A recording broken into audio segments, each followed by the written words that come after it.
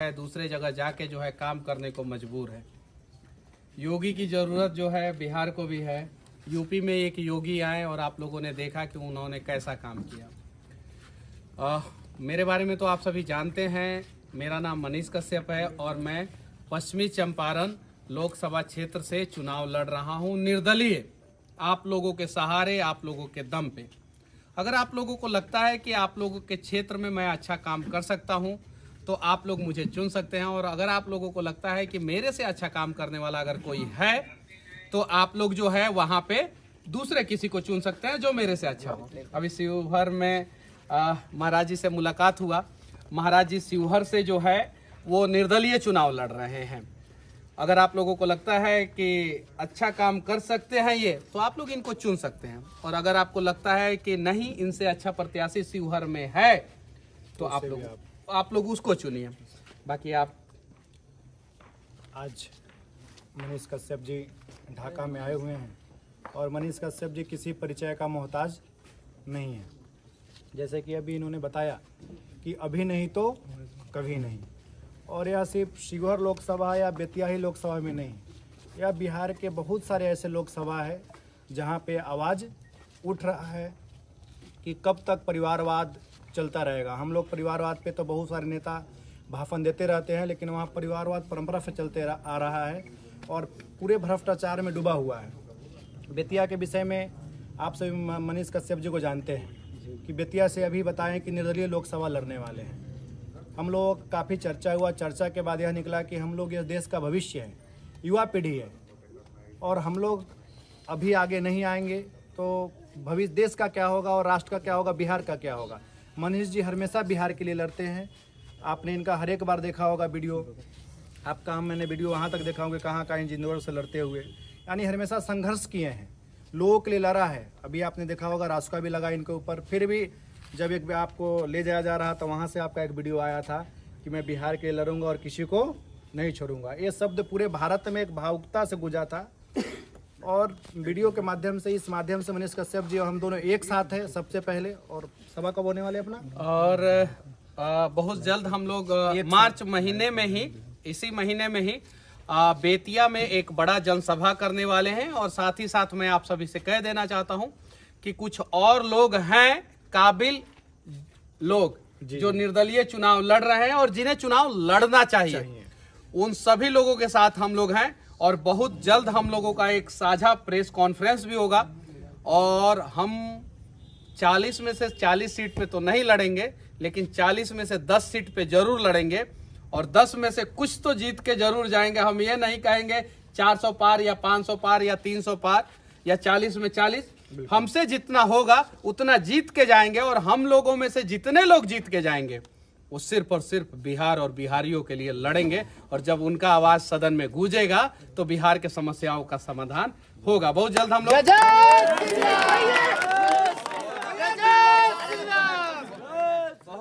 लोग साझा press conference करने वाले हैं, और उसमें जो है हम लोग और भी बहुत सारे मुद्दा है, बहुत सारे प्रत्याशी है, हाँ, उन सबको सामने लेके आएंगे और मुद्दों पे सामने आएंगे। और जो हम लोग घोषणा पत्र जारी करेंगे, चाहे वो शिवहर में हो या बेतिया में हो, स्टाम्प पेपर पे लिख के घोषणा पत्र जारी करेंगे, स्टाम्प पेपर पे, कि हम लोग ये काम करेंगे।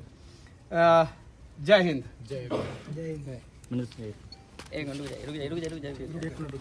बिहार को बदलना है, और अभी नहीं तो कभी नहीं। 2002 में जब नरेंद्र मोदी जी गुजरात में मुख्यमंत्री बने थे, उसके पहले गुजरात में जबरदस्त भूकंप आया था और पूरा दुनिया का मीडिया ने चलाया था कि गुजरात 100 साल पीछे चला गया। लेकिन 2002 से 2010 यानी 8 साल में मोदी जी ने पूरे गुजरात को बदल के रख दिया, पूरे गुजरात को बदल के रख दिया। जब 8 साल में 100 साल पीछे जा चुका गुजरात को मोदी जी बदल के रख सकते हैं, तो वो गुजरात मॉडल बिहार में क्यों नहीं अप्लाई हो रहा है? जितना बीजेपी के सांसद गुजरात से नहीं है, उससे ज्यादा गठबंधन के, बीजेपी और जदयू के गठबंधन के सांसद जो है बिहार से हैं। 25 सांसद गुजरात से जाते हैं जो मोदी जी को मजबूत करते हैं, और 39 सांसद बिहार से जाते हैं जो मोदी जी को मजबूत करते हैं, यानी हमारी संख्या ज्यादा है।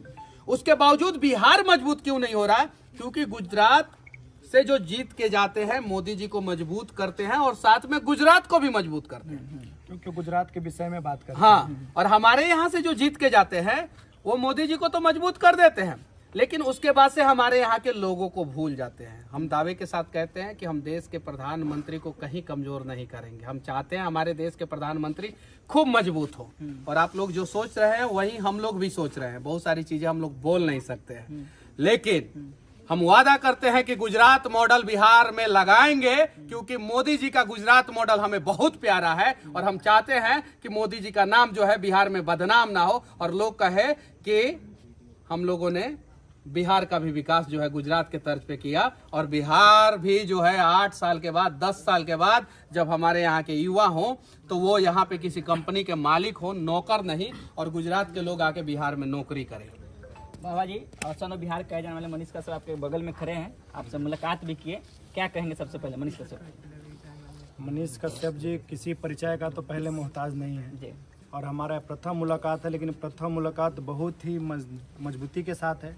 और एक राजनीतिक परिप्रेक्ष्य के तहत जो भी बिहार में जो चल रहा है, इस परिस्थिति पे हम सभी को क्या करना चाहिए, इस विषयों पे चर्चा हुआ है।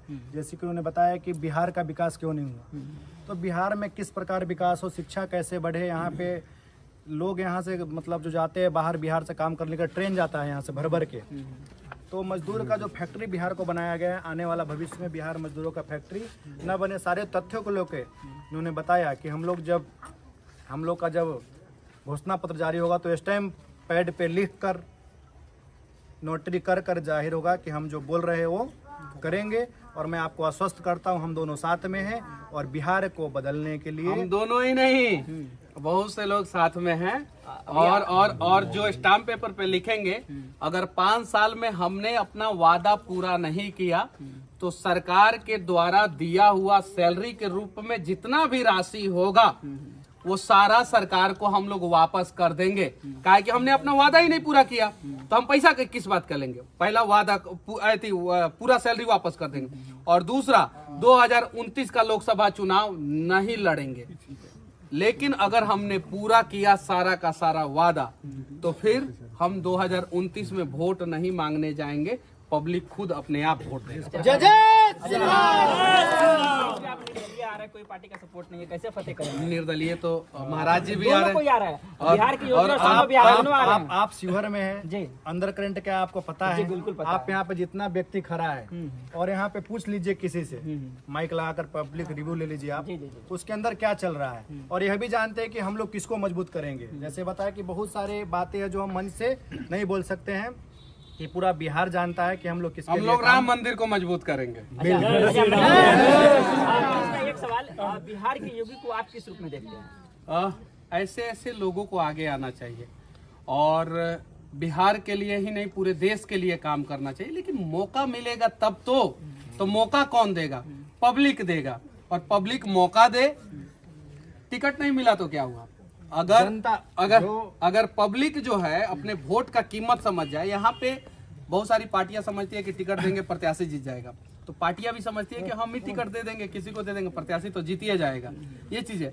अब वैसा नहीं चलेगा। अब वैसा लोग जो है सदन में जीत के जाएं जिन्हें ये समझ में है कि बाढ़ में अगर बिहार डूब रहा है तो दर्द क्या होता है, अगर अस्पताल में इलाज नहीं हो रहा है तो उसका दर्द क्या होता है, अगर मृत्यु प्रमाण पत्र, जाति, आवासीय, निवास, जितना भी ये है सरकारी कागज है उसे बनवाने में घूस लगता है, तो एक मजदूर को कितना दर्द होता है, वो अपने बेटे के लिए पैसा देता है। तो इन सारी चीजों का ध्यान में रखते हुए हम लोग काम करेंगे और दोनों लोग पूरे मजबूती के साथ हम सभी चुनाव लड़ेंगे। और बहुत सारे लोगों को शंका है कि आप लोग क्या करेंगे, तो यह भी बता दूं कि हम लोग मैदान में हैं, लड़ रहे हैं और पूरे मजबूती के साथ।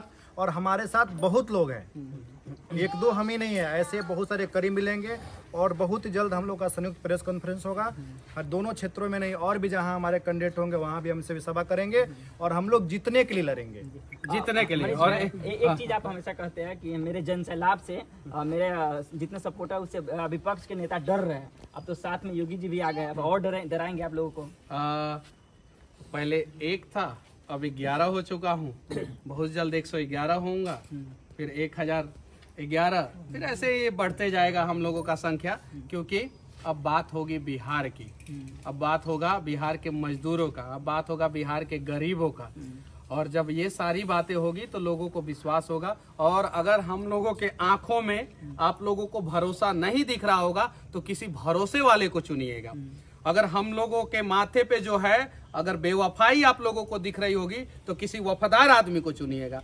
और अगर कहीं भी कोई वफादार आदमी और भरोसा वाला आदमी नहीं मिले तो समझ जाइएगा कि लूटने के लिए ही सही 5 साल हमको मौका दीजिए, क्या पता हम लोग ना लूट के आप लोगों के लिए कुछ कर यहाँ की जनता से पहली यहाँ पे काफी पहली बार नहीं आए। सुनिए, बाढ़ उड़ आया था यहाँ पे तो पूरा घूम घूम के वीडियो बनाए हैं और बहुत सारा वीडियो डाले हैं, यूट्यूब पे है। यहाँ का शिवहर में, शिवहर में बेलवा घाट, ढाका, चिरैया, सारा वीडियो देखिए। उधर से वो हिला रहे हैं मुड़ी। लोग जब आप जेल में थे तब यहाँ बहुत सारे लोग नहीं बोलना चाहते थे, लेकिन फिर भी कई सारे लोग हैं जो खुलकर बाहर आए और आपके सपोर्ट में बोलना शुरू किया। उसको कवरेज हम ही किए थे, लेकिन लोग यहाँ पे बेताब थे आपसे मिलने के लिए। और लोग यहाँ पे कई सारे लोग यहाँ पर है। बहुत जल्द जो है शिवहर में भी कार्यक्रम होगा और बेतिया में भी कार्यक्रम होगा। और शिवहर में महाराज जी के साथ मैं आऊंगा और बेतिया में जो कार्यक्रम मैं करने वाला हूँ, पश्चिमी चंपारण लोकसभा क्षेत्र में जो कार्यक्रम अंदर में ही होगा करने वाला हूँ, वहाँ पे महाराज जी आने वाले हैं। चलिए, बहुत बहुत धन्यवाद आपका। चलिए, जय हिंद।